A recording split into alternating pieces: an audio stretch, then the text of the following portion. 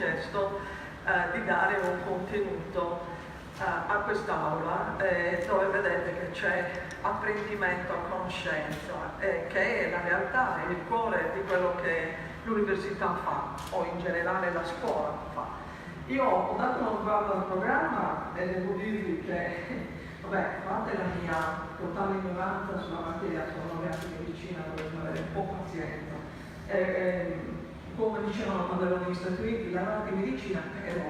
insomma, non sono scarsissima, insomma. Vedo i titoli, sono tutti titoli molto attuali, molto interessanti, molto intriganti. Sono delle realtà, io ho questa così intenzione, nei limiti di quello che le risorse permetteranno. Già il discorso è iniziato con i colleghi di ingegneria informatica, è iniziato con i colleghi di scienze del corso di informatica, del Dipartimento di Matematica e Informatica, di potenziare ulteriormente la conoscenza di base dei nostri studenti, perché sapete tutti, a parte l'importanza, no? Un po' come l'inglese, ormai non si può evitare di conoscere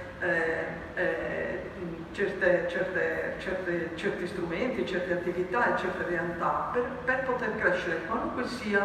la disciplina o la professione che si intende poi perseguire. E abbiamo in mente un progetto che dovrebbe riguardare tutti gli studenti dell'Ateneo per dare a loro 3 livelli di conoscenza informatica, in maniera che indipendentemente dalla loro laurea possano avere questa opportunità di base per essere anche così competitivi in una realtà del territorio che, grazie a quello che la Regione ha fatto soprattutto in questi anni, è diventato un territorio estremamente ricco di imprese multinazionali, locali, che hanno come base questo tipo di attività. Ecco perché una realtà come la vostra, quello che voi discutete oggi, i progetti del GAR, al di là del fatto che sono importanti ovviamente per tutto il sistema universitario nazionale e il sistema della ricerca nazionale, perché senza il GAR saremmo morti tutti da tempo, è importante ovviamente per una realtà locale come la nostra, per cui io vi auguro un buon lavoro e vi auguro ovviamente una buona giornata a Cagliari e nel nostro Ateneo. Grazie.